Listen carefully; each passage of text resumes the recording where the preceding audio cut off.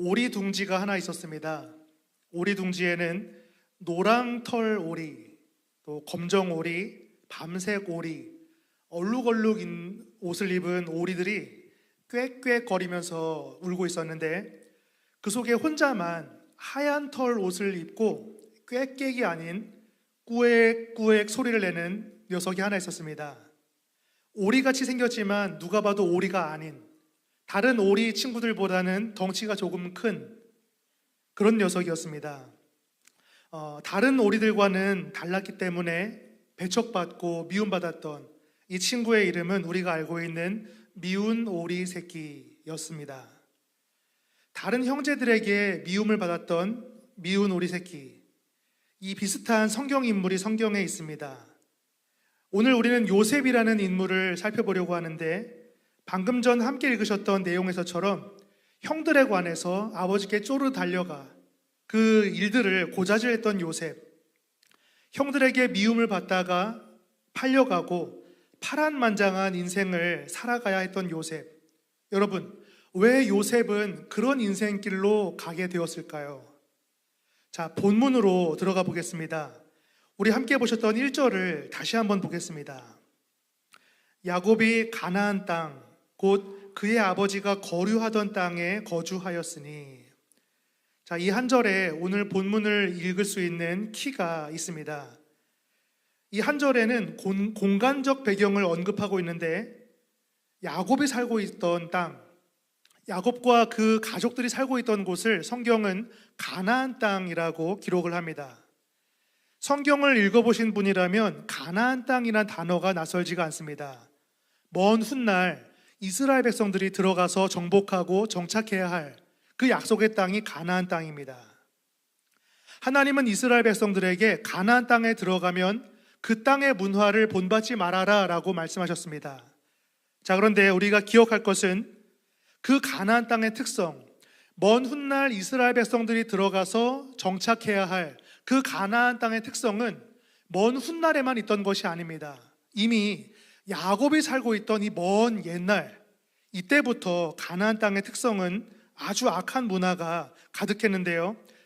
제가 성경을 연구하면서 참고한 자료를 정리해 왔습니다. 그대로 한번 읽어드리겠습니다. 이곳 가나안은 폭풍, 태양, 전쟁을 비롯한 각종 기술들과 신들을 다양하게도 섬기던 땅이었다.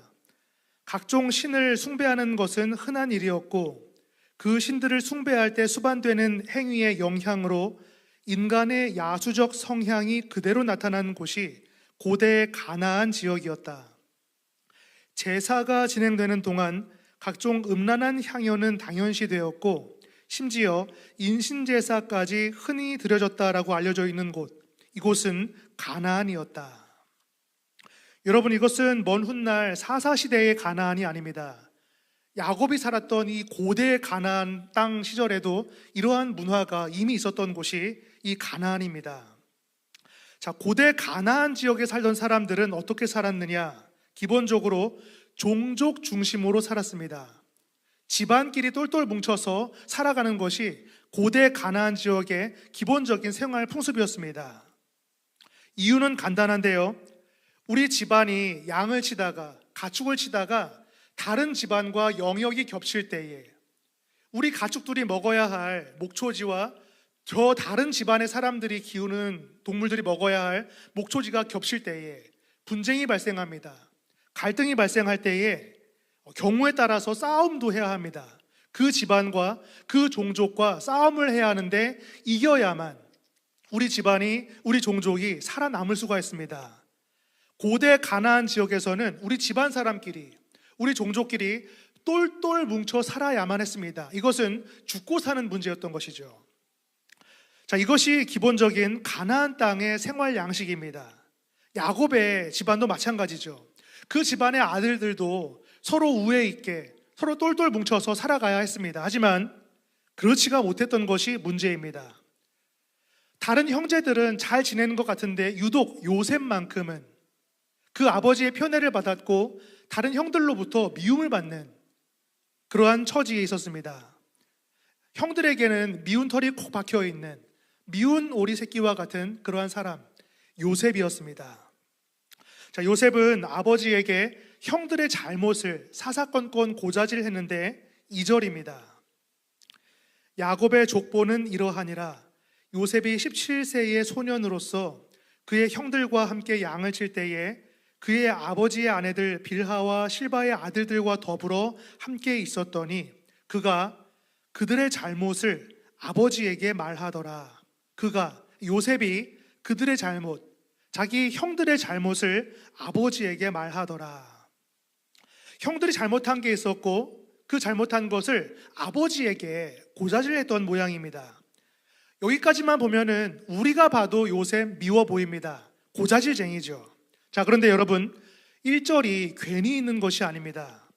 야곱이 그 집안 사람들이 가나안 땅 거기에 거주했었다. 야곱의 집안은 가나안 땅에 거주합니다. 거기에 거류하고 살고 있습니다. 자, 그런데 그 집 아들들이 뭔가를 잘못했던 모양입니다. 요셉은 형들의 잘못을 아버지에게 일렀죠. 자, 여기 나오는 그들의 잘못, 이 단어가 성경에서 굉장히 중요합니다. 그들의 잘못이라 할 때 이 잘못, 영어 성경에서 이 구절을 읽어보면은 배드 리포트라고 되어 있습니다. 나쁜 내용을 담고 있는 보고서를 그 요셉이 아버지에게 보고했다라고 영어 성경은 기록을 합니다. 이 구절을 히브리 성경에서 보면은 이 잘못을 어떻게 번역을 하고 있느냐? 원어에서는 디바탐라라고 되어 있는데 이것을 우리말로 직역을 해보면 이런 뜻입니다. 악한 소문. 요셉의 형들은 악한 소문, 악한 평판을 받는 사람들입니다. 그냥 뭔가를 좀 잘못했던 것, 무언가를 약간 실수했던 차원이 아닙니다. 요셉의 형들이 양을 치러 다니는데 그러한 여정에서 사람들로 하여금 악한 평판을 받고 있었고 요셉은 우리 형들이 받고 있는 악한 평판, 그 소문을 아버지에게 말한 거죠. 그것을 보고서 형들은 동생을 아주 미워했던 겁니다. 우리의 이야기를, 우리의 행실을 아버지에게 말한 이 요셉 동생이 굉장히 미웠던 것이죠. 자, 우리는 이 가나안이 어떤 곳인지를 다시 한번 기억해야 합니다. 사사시대보다 훨씬 옛날, 야곱이 살던 그 옛날부터 가나안 땅은 어떤 곳이냐? 각종 종교와 미신들의 영향으로 문란했고 반인륜적인 행태가 만연한 지역이었습니다.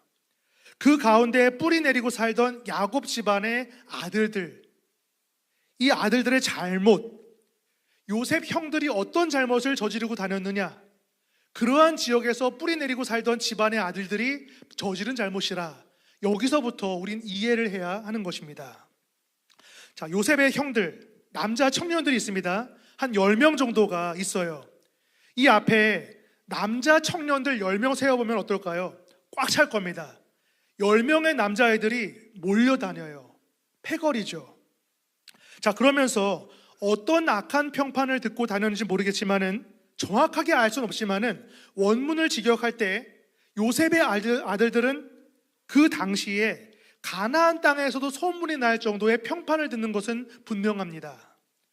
서로 똘똘 뭉쳐 힘을 합쳐야만 생존이 보장되었는데 그 가나안 땅의 생존 방식을 너무나도 잘 알고 있던 이 10명의 아들들은 똘똘 뭉쳐 다닙니다.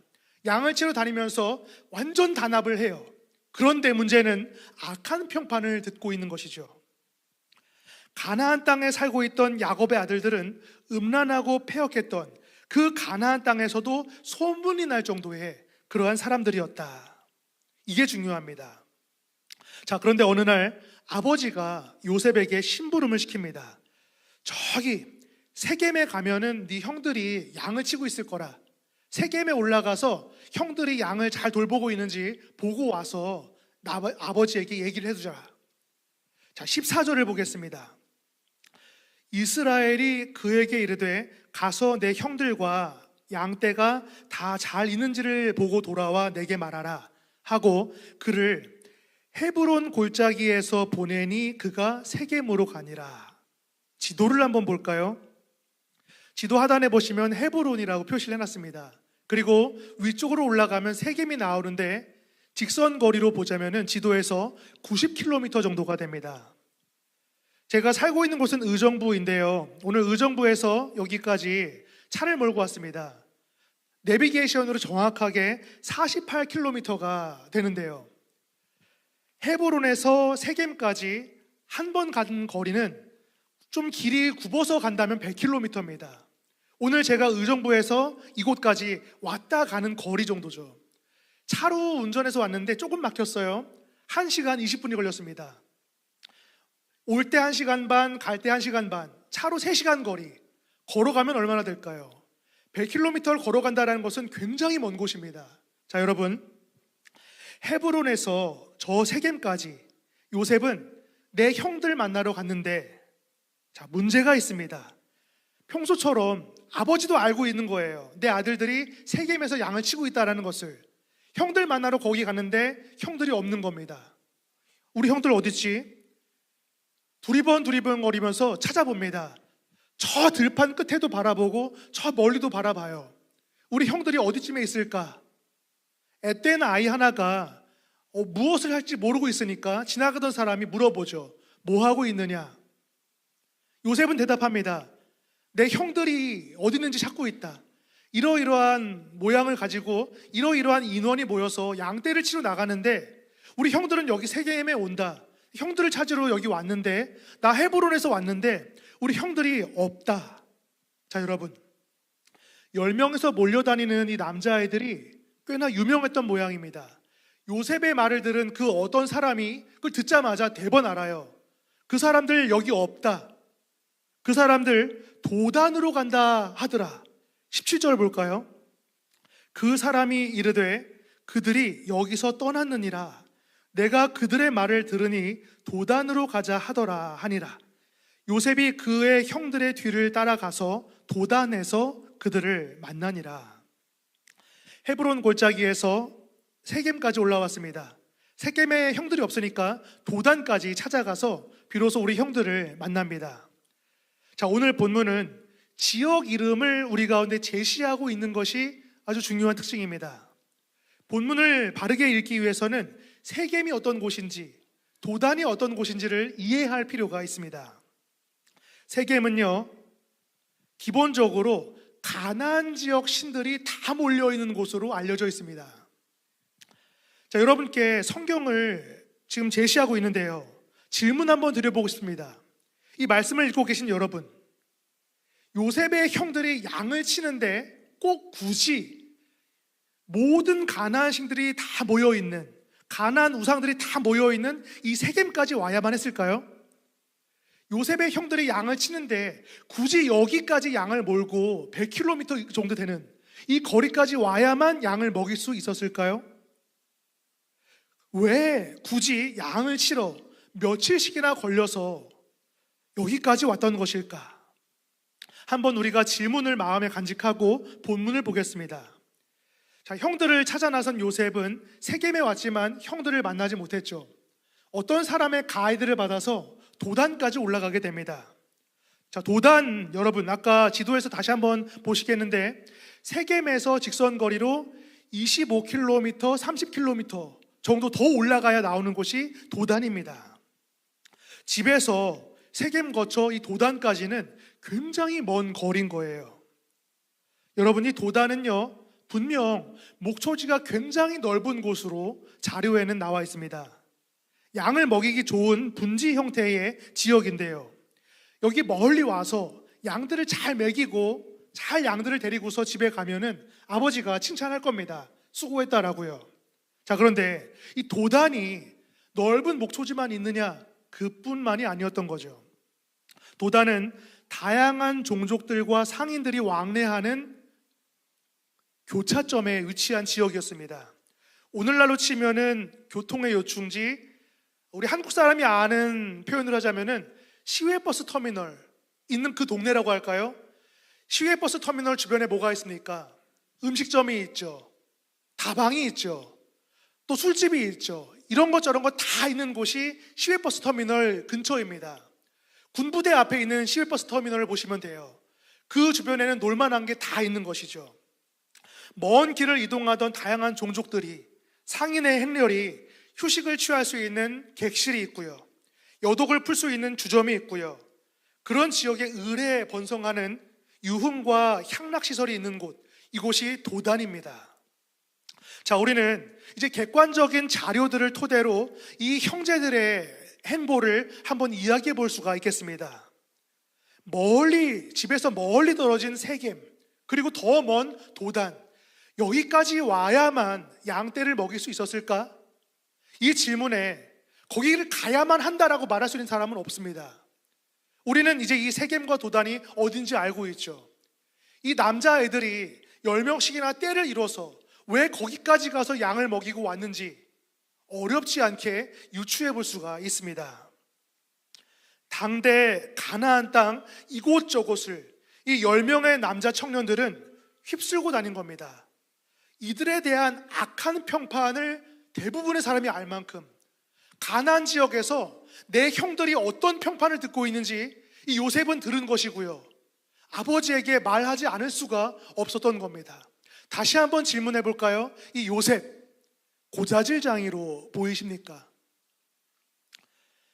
이 형제들은 양을 칠 때에 세겜까지 가는 건 기본이었고, 오늘은 훨씬 멀리 도단까지 와서 특별한 휴가를 즐기고 있던 겁니다. 사실 양치는 유목민들이 멀리 다니는 것은 절대 문제가 되지 않습니다.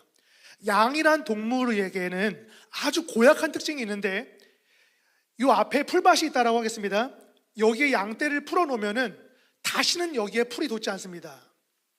양이란 동물은 풀을 어떻게 먹느냐? 땅에 돋아있는 것을 다 먹고 땅의 밑에 있는 뿌리까지 다 먹는 것, 이 양이에요. 양을 칠 때에 여기서만 치면은 여기는 풀이 없어집니다. 뿌리까지 없어져요. 그렇기 때문에 양치는 목동들은 좀 먹이다가 이끌어가는 겁니다. 여기서 먹이고 이끌어서 저기서 먹이고 또 돌아오면 풀이 돋아있겠죠? 또 먹이고. 양떼를 치는 기본적인 모습은요, 이곳저곳을 다니는 것이 맞아요. 그렇기 때문에 세겜과 도단, 멀리 다니는 것은 별 문제가 되지 않는데, 세겜이 어떤 곳인지 도단이 어떤 곳인지를 우리가 알고 나면 물음표가 생기는 겁니다. 양을 친다면서 줄곧 다녔던 곳이 세겜과 도단이었다라는 것은, 이 성경은 오늘 우리에게 무엇을 생각해 볼 수 있도록 제시하는 질문일까요? 우상 숭배에 기웃기웃거리다가 고깃점 하나 주면은 맛있게 먹고요, 그 우상 숭배 자리에서 겸하여 여사제들과 문란한 행실까지 할 수도 있고요, 하나님 무서운 줄 모르고 가나안 땅에서조차 악한 평판을 받고 다녔던 이 청년들의 이 피 끓는 젊음 가운데 이 세겜은 얼마나 좋은 곳이었을까요? 도단에는요 다 있습니다. 음주 가문은 물론 각종 향락에 필요한 모든 것이 다 있습니다. 게다가 진탕 놀다가 다른 사람들과 시비가 붙으면 어떨까요? 우린 10명이거든요. 장성한 청년 10명이 모여있거든요. 뭐가 무섭습니까? 다 이길 수 있습니다. 똘똘 뭉쳐야 살아갈 수 있던 것이 가나안의 기본적인 생존 방식이었다면, 이 아들들은, 이 형제들은 가나안의 생존 방식을 너무나도 잘 알고 할 수 있었던 사람들인 겁니다. 그리고 당대 가장 뜨거운 놀이터에서조차도 잘 나가던 우리 형들의 악한 행실을, 그들의 평판을 아버지에게 말할 수밖에 없었던 이 요셉의 마음, 여러분 어떠할까요? 요셉의 형들은, 그 젊은이들은 그 당시 그 지역 문화 속에서 살던 청년들입니다. 그들의 삶은 그 땅을 마음껏 즐기고 그 땅에서 마음껏 심취하고 그 땅을 마음껏 추구하던 사람들의 전형이었던 것이죠. 그 당시 젊은이들은 다 그렇게 놀았던 거예요. 세겜과 도단에 가면은 그 당시에 좀 논다는 청년들이 다 모이는 겁니다. 즐거움을 찾는 사람들은 다 모이는 거예요. 다 그렇게 즐기고 다 그렇게 사는 것이 일반인 것, 이것이 가나안의 풍습이었다고요. 자, 그런데 요셉은 내 형들과 같이 놀질 않았던 겁니다. 내 형들이 어떤 행실을 하고 악한 평판을 만들고 나면은 아버지께 갔던 거예요. 아버지, 우리 형들이 이렇습니다. 동네에서, 이 지역에서 우리 형들에 대한 소문이 이렇습니다. 자, 여러분, 우리 동생 요셉이 아버지가 그런 이야기를 할 때에 이뻐 보일까요? 절대 이뻐 보이지가 않습니다. 자, 사랑하는 여러분, 우리가 오늘 읽고 있는 창세기 37장에는 유명한 요셉의 꿈 이야기가 나옵니다. 자, 여기서 한 가지만 짚고 넘어가면 좋겠는데 10절입니다. 사랑했던 아들 요셉이지만 그 요셉의 아버지 야곱조차도 한 번 뚜껑이 열린 적이 있었는데요, 그가 그의 꿈을 아버지와 형들에게 말하며 아버지가 그를 꾸짖고 그에게 이르되 내가 꾼 꿈이 무엇이냐? 나와 내 어머니와 내 형들이 참으로 가서 내게 땅에 엎드려 내게 절하겠느냐? 유독 사랑하는 아들 요셉에게 꾸짖습니다. 적당히 하라 라는 이야기죠. 여러분, 생각해 보실까요? 편애했던 아들에게마저도 이 아버지가 화를 낼 정도였다면 그 형들에게 요셉은 어땠을까요? 오늘 말씀의 제목은 미운 오리 새끼라고 정해봤는데요, 이 미운 오리 새끼에서 가운데 오리를 쏙 빼시면은 오늘 설교의 제목이 됩니다. 미운 오리 새끼에서 오리를 쏙 빼면은 무엇가 됩니까? 여러분, 발음을 너무 잘 하시는데요, 요셉이 정확하게 그러한 사람이 돼버린 겁니다. 형들에게 있어서 동생 요셉은 미운 새끼가 됐던 거예요. 오늘 이 말씀을 우리가 읽으면서 묵상하고 있는데 여러분의 월화수목금토 우리의 일상을 한번 떠올려 보시기를 바랍니다. 각자의 삶에서 내게 주어진 하루하루를 살아갑니다. 여러분이 살아가는 그 세상에서는 어떠한 풍경들이 여러분을 둘러싸고 있습니까? 우리 주변의 사람들은 다들 어떤 모양으로 무엇을 추구하며 어디를 다니며 살아가고 있습니까? 이 시대에 만연한 당연한 삶의 풍속은 무엇이며 우리 주변의 대부분 사람들이 너무나도 익숙하게, 너무나도 친숙하게 출입하는 세겜과 도단은 어디입니까? 오늘 이 말씀 앞에서 우리의 삶을 정직하게 들여다보면 하나님의 뜻이 보여집니다. 우리가 매 순간 어떤 모습으로 살아가야 할지 저와 여러분은 다 알고 있습니다. 세상 누가 뭐라 해도 우직하게 걸어야 가야 할 그 방향을 잘 알고 있습니다. 하나님 없는 사람들 속에서 살 때에 미운 오리 새끼에서 오리를 빼버린 그런 사람이 될지언정 때로는 참 융통성 없다 타박받고 고리타분하다라는 소리 듣고 재미없는 캐릭터로 낙인 찍힐지라도 우리는 바른 길, 정도로만 걸어야 하는 것을 너무나도 잘 알고 있습니다. 하나님의 사람으로서 가지 말아야 할 길이 있고 하지 말아야 할 행동이 있는 법입니다. 언제나 우직하게 하나님을 믿는 그분을 경외하는 사람으로서 마땅히 걸어가야 할 길로만 가시고 마땅히 행해야 할 행실로만 살아가시는 저와 여러분 모두가 되시기를 주님의 이름으로 축복합니다. 말씀을 마치면서 여러분 너무 잘 알고 계시는 신약 성경의 한 부분만 함께 읽고 설교를 마치면 좋겠습니다. 로마서 12장 1절 2절 우리 한 목소리로 함께 읽고 말씀을 마치도록 하겠습니다. 함께 읽습니다. 그러므로 형제들아, 내가 하나님의 모든 자비하심으로 너희를 권하노니 너희 몸을 하나님이 기뻐하시는 거룩한 산제물로 드리라. 이는 너희가 드릴 영적 예배니라. 너희는 이 세대를 본받지 말고 오직 마음을 새롭게 함으로 변화를 받아 하나님의 선하시고 기뻐하시고 온전하신 뜻이 무엇인지 분별하도록 하라. 어려운 내용이 아니죠.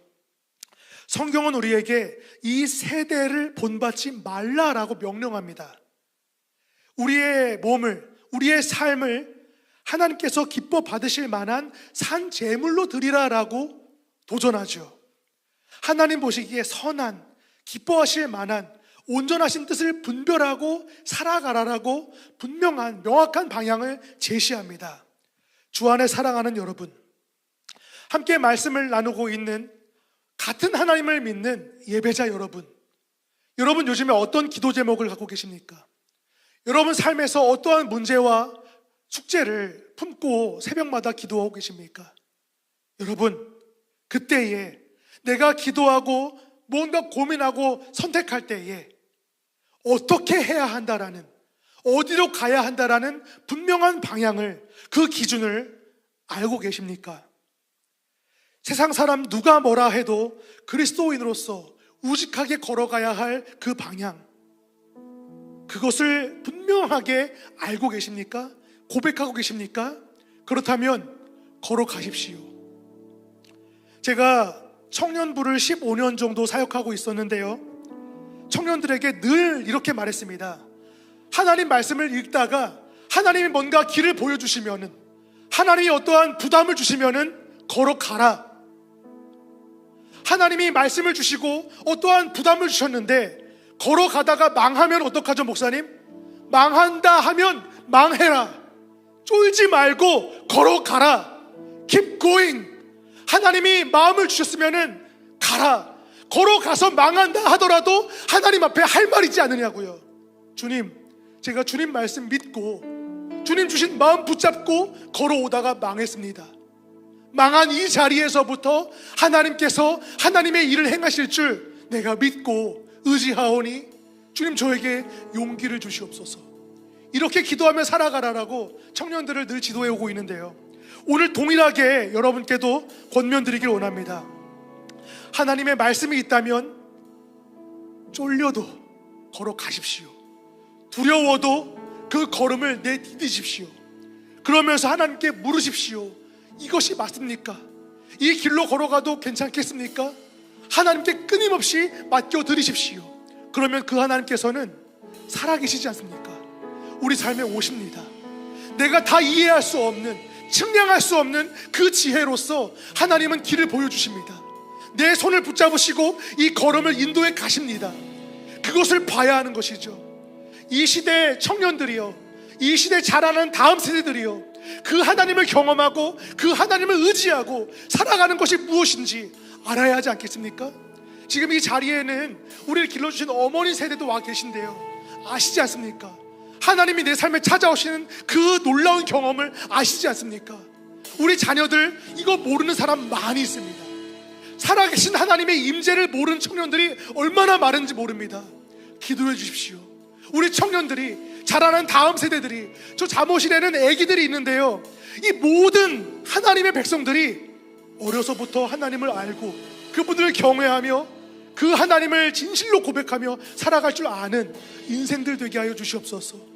우리가 먼저 경험한 그 하나님의 임재를 알고 그 하나님을 사랑하며 살아갈 줄 아는 우리 자녀들, 우리 교회가 되게 해달라고 같이 기도해야 할 줄 믿습니다.